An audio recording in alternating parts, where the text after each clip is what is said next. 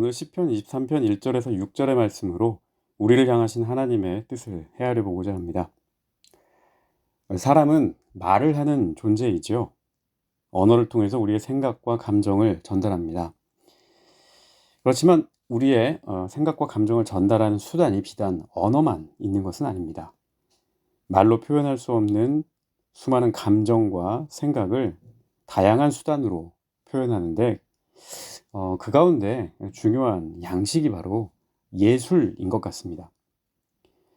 어쩔 때는 백마디 말보다 한국의 아름다운 선율에서 많은 것을 배우고 또 깨닫고 감동을 받습니다. 한편의 그림, 영화, 또 드라마를 통해 더 깊은 감동과 울림을 얻기도 합니다. 때로는 시 한 편을 통해서 우리가 깊은 위로를 얻기도 하고 용기를 갖기도 하죠. 또 시는 은유와 비유를 사용해서 세태를 풍자하거나 부당한 권력에 저항하기도 합니다. 예술에는 그러한 힘이 있습니다. 사람의 마음을 움직이는 힘, 사람의 정서를 울리는 힘, 사람의 마음속 깊은 곳에서 우물을 길러내는 힘이 있다고 말할 수 있겠습니다. 성경에는 이러한 예술성에 굉장히 뛰어났던 인물이 있는데요. 바로 다윗입니다. 우리가 다윗을 왕으로 알고 있는데요. 한 나라를 다스리는 통치자이고 또 때로 전쟁이 벌어졌을 때 백성을 대신해서 앞장서야 했던 군인이었죠. 하지만 그가 국왕과 이 군인이기 이전에 사울의 궁전에서 수금을 타던 궁중의 악사였다는 사실을 우린 잘 알고 있습니다. 사무엘상 16장 23절을 보게 되면 이 사울이 정신이 어질어질할 때마다 다윗의 수금 연주를 들으면서 평온을 되찾는 장면을 볼 수 있습니다. 그 연주가 얼마나 감미롭고 영혼을 평안하게 했는지 정신이 온전치 않은 성경에 보면 그 악신이 그를 부렸다라고 말을 하는데요. 이렇게 정신이 온전치 않은 사울마저 온전한 정신을 되찾을 수 있었을까요? 다윗은 악기 연주에만 능통했던 게 아니고요. 시를 짓는 데에도 일가견이 있었던 인물입니다. 우리가 성경에서 만나는 시편이 총 150편인데 그 중에 다윗의 이름으로 지은 시가 꽤 많습니다. 그 내용도요. 단조롭지 않고 매우 다양합니다. 고난 가운데서 하나님을 찾았던 내용, 하나님의 보호와 인도를 구하는 그런 시, 또 하나님을 찬미하고 높이는 시, 때로 범죄하고 연약한 모습 때문에 하나님께 회개의 눈물로 호소하는 그런 시 등 자신의 삶에서 겪은 수많은 일을 식구에 담아 표현했습니다. 오늘 말씀인 시편 23편도 표제어가 다윗의 시입니다. 이 시편 23편은 너무도 유명한 말씀이라서 우리가 교회에서 적어도 한두 번 정도는 들어봤을 법한 그런 시이죠.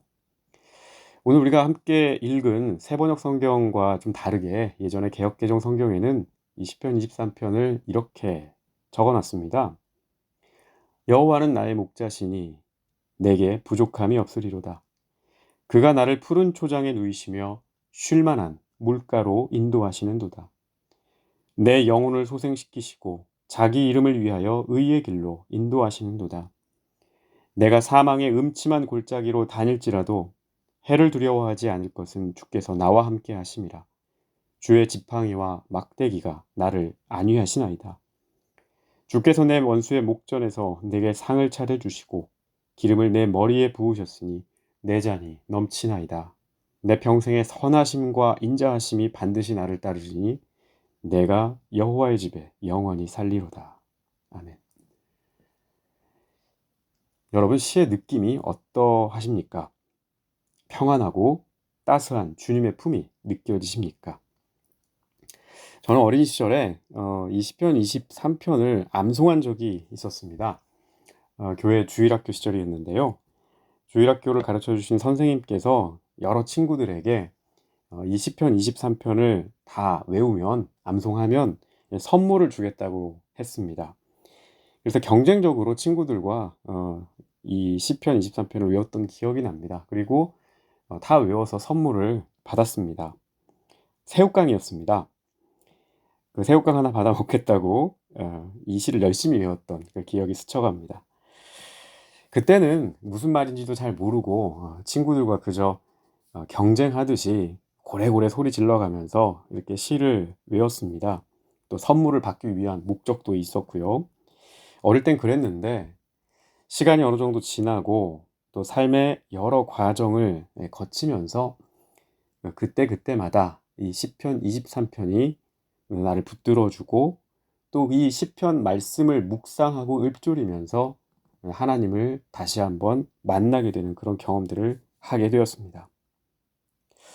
어떻게 보면 오늘 말씀은 편안하고 안전한 상황에서 감사한 마음으로 시를 암송하면서 주님께 나아갔으리라 그렇게 생각해 볼 수 있겠지만 실제로 이 시편 말씀을 암송하고 묵상하고 기도하는 상황은 그런 것과 정반대의 상황이 많았던 기억도 납니다.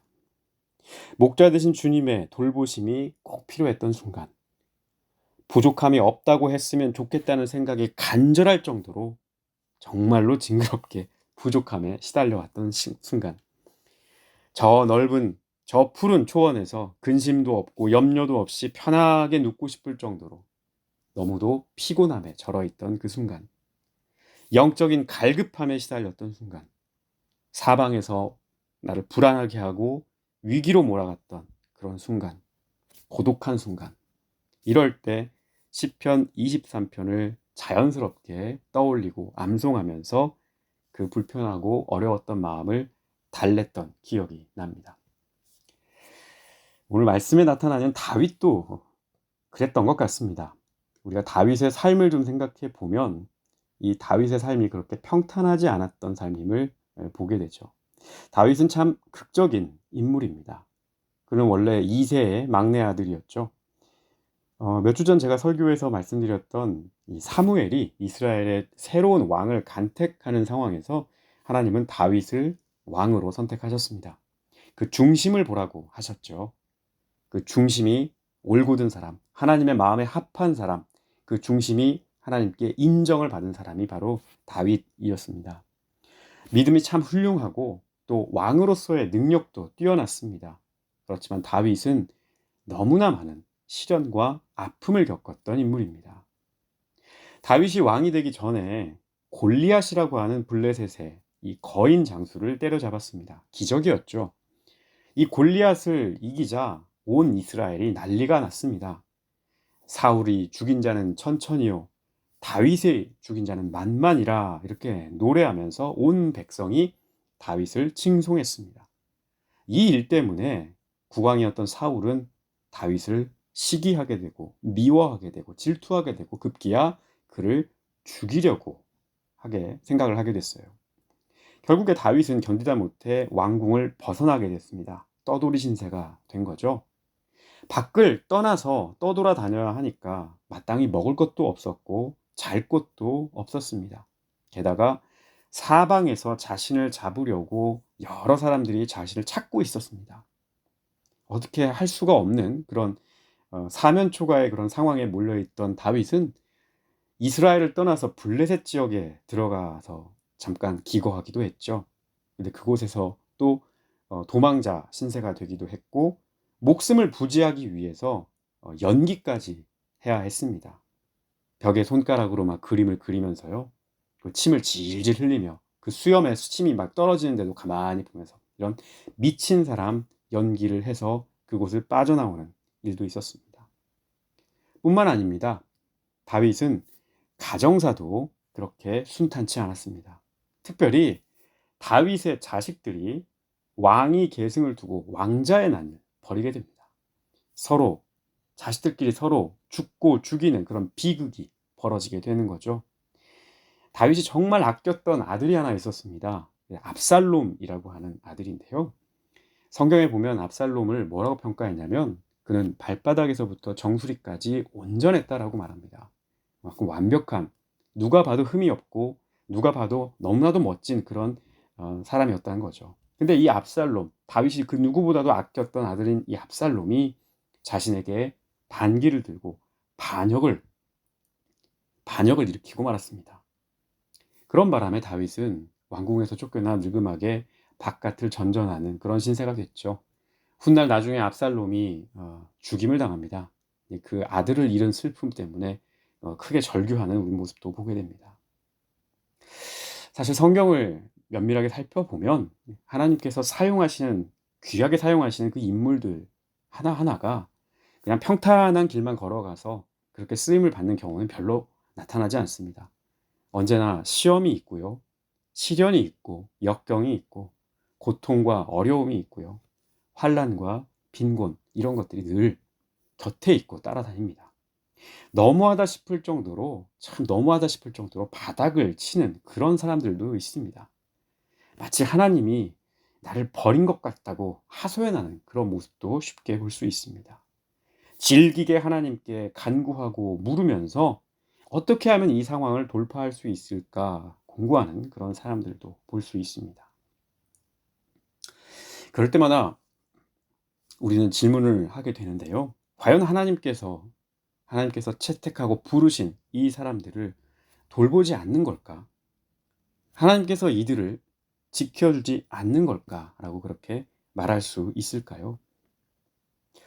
오늘 시편 23편 1절부터 6절까지의 말씀을 근거로 이 질문에 대답을 하자면 그렇지 않다라고 대답할 수 있을 것 같습니다. 오히려 하나님께서는 우리 양떼들을 목자의 심정으로 늘 돌보고 지켜주시고 함께 하시고 그 가운데 계시는 하나님이시다고 말할 수 있습니다. 오늘 다윗은 그러한 하나님을 향한 자신의 심정을 고백합니다. 다윗 역시 어린 시절에는 양을 치던 목자였습니다. 그런 목자의 마음이 어떤 마음인지 너무도 잘 알았던 인물입니다. 목자의 임무가 무엇인가요? 목자는 무엇보다 양떼를 지키는 사람입니다. 무리에서 벗어난 양이 없는지를 살펴보고요. 또 양들이 같이 이동하다가 혹시 앞에 있는 양과 뒤에 있는 양이 서로 부딪혀서 부상을 입는 양은 없는지, 위험한 곳을 지날 때 낙오하거나 힘들어하는 그런 양은 없는지 유심히 살펴야 합니다. 또 사방의 도사리는 들짐승의 공격에 맞서 양들을 지켜내야 합니다. 이 과정에서 때로는 목숨을 건 싸움을 벌이기도 합니다. 무리 중에 혹여 전염병이라도 돌까 늘 양들의 건강을 돌보고요. 또 출산하는 어미양이 있으면 잘 순산하도록 산파 역할도 맡아야 합니다. 이처럼 언제나 눈동자와 같이 돌보고 지켜주고 신경을 쓰지만 양들은 늘 위험과 곤란한 상황에 노출되기 마련입니다. 언제 짐승이 튀어나와 날 잡아먹을까 불안하고요. 달리다가 다리가 삐끗할까 염려합니다. 출산을 해야 하는 어미 양은 그만큼 위험을 무릅써야 합니다. 주님의 돌보심과 인도하심 안에 있다고 하여 우리에게 늘 어려움이 없고 불안함이 사라지고 아픔과 같은 시간이 전혀 없을 수는 없습니다. 걷다 보면 골짜기가 나타날 수 있고 또 산등성이가 나타날 수 있고 굴곡이 있을 수 있고 우회로가 생길 수가 있습니다. 똑같은 일이 우리 안에도 일어날 수 있다는 겁니다. 그럴 때마다 주님이 무능하기 때문에, 주님이 우리를 방치하기 때문에 이런 일이 벌어진다라고 말할 수 있을까요? 그렇지 않습니다. 예수 안에서 살아가는 우리에게도 세상과 똑같은 시험과 시련은 언제든지 닥쳐올 수 있습니다. 가다가 다리를 우리도 삐끗할 수 있고요. 길을 잃을 수도 있습니다. 잘못 가다가 대열에서 이탈할 수도 있고 크고 작은 병에 걸릴 수도 있고 앞뒤가 서로 충돌할 수도 있습니다. 그럼에도 오늘 말씀의 고백처럼 그 큰 양의 무리를 의로운 길로 인도하시는 목자 되신 하나님을 의지하는 일로 충분하다. 그렇게 고백합니다. 다윗은 오늘 1절 말씀에서 이렇게 고백하죠. 여호와는 나의 목자시니 내게 부족함이 없으리로다.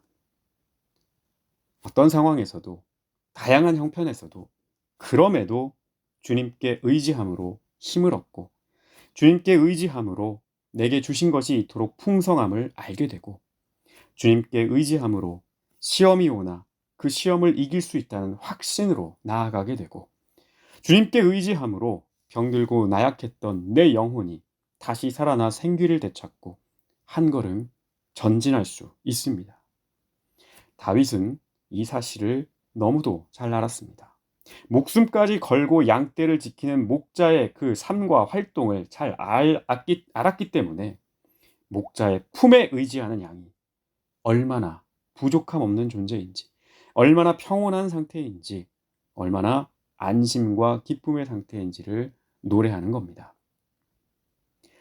성도 여러분, 우리를 인도하시는 목자이신 주님은 우리를 궁지로 몰아넣고 우리가 죽든지 말든지 내팽개치는 그런 악한 목자가 아닙니다. 성경에는 우리와 하나님과의 관계를 나타내는 여러 비유가 나타나는데, 그 중에 양과 목자의 관계다라고 이야기하는 곳이 덜어 있습니다. 특별히 대표적인 구문이 요한복음 10장 11절입니다.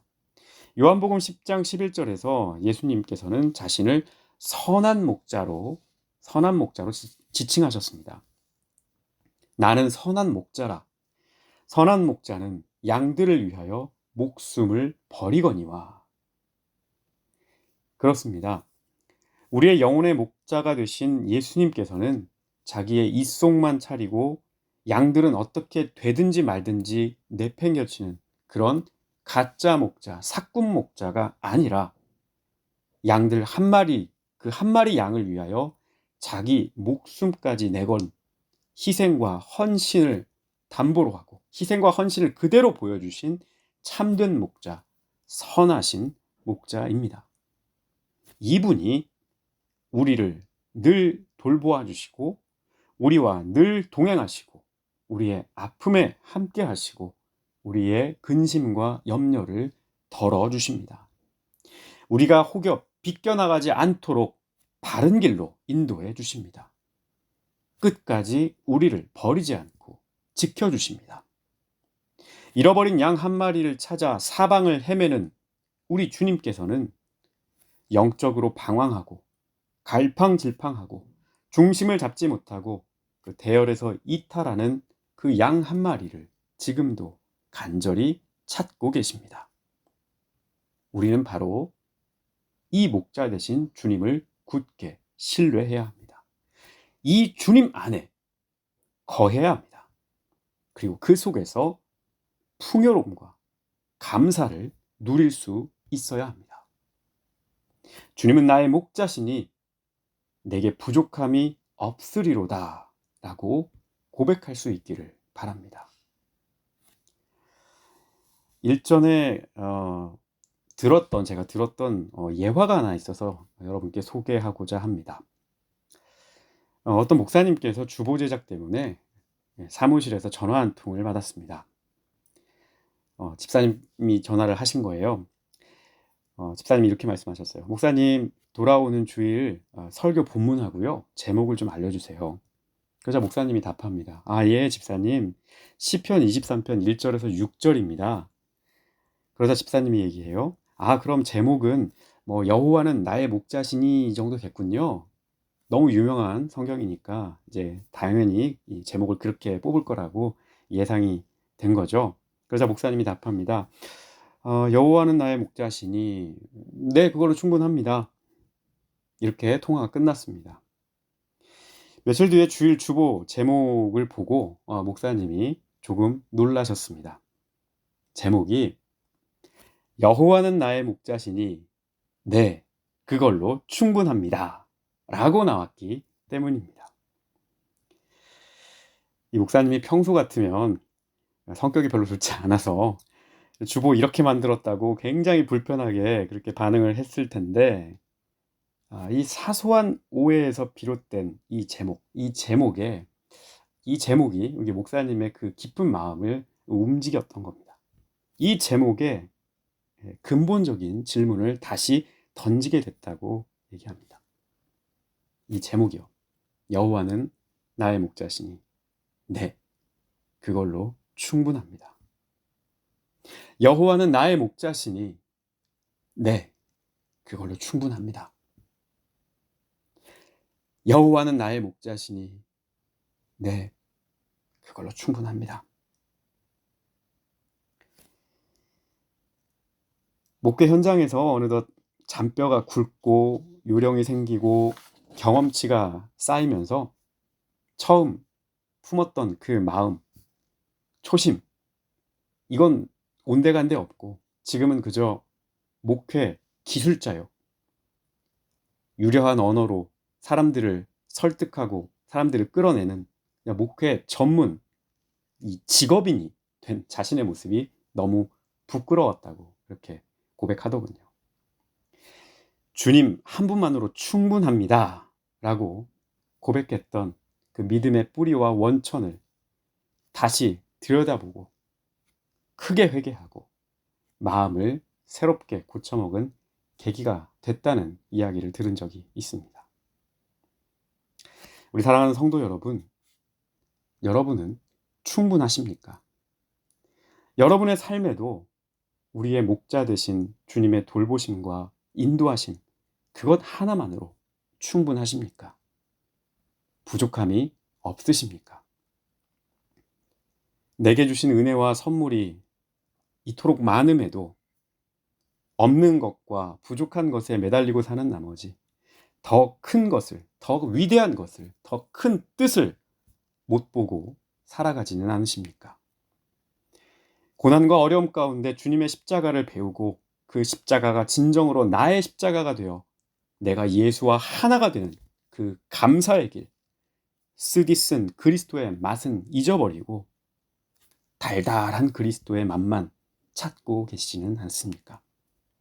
오늘 우리네 교회가 목자 되신 주님 한 분으로 만족하지 않고 다른 곳에서, 물질에서, 부수적인 서비스에서, 교회의 선전과 사회적 위상에서 자족하려 하진 않습니까? 알곡은 버리고 오히려 가라지를 알곡이라고 거짓으로 선전하고 있지는 않습니까? 주님 한 분으로 만족하는 삶, 주님 한 분이면 충분하다는 고백, 그분의 십자가와 부활의 위로와 기쁨과 소망이면 더할 나위 없다는 신앙, 우리 다시금 마음을 돌이키고 그분께로 나아갑시다. 그분께로 얼굴을 향합시다. 멀어졌던 거리를 좁혀서 더 주님 가까이로 나아갑시다. 세상의 권세, 자기의 감정, 기타 등등 의지하던 습관들을 다 정리하고 다 버리고 주님 한 분만으로 만족했던 그 첫 마음, 첫사랑을 다시 들춰봅시다. 여전히 우리의 목자이시오, 우리를 돌보시고 이끄시는 그 주님을 다시 만납시다. 그러한 믿음과 마음으로 이번 한 주도 승리의 삶을 보내시기를 주님의 이름으로 기도합니다.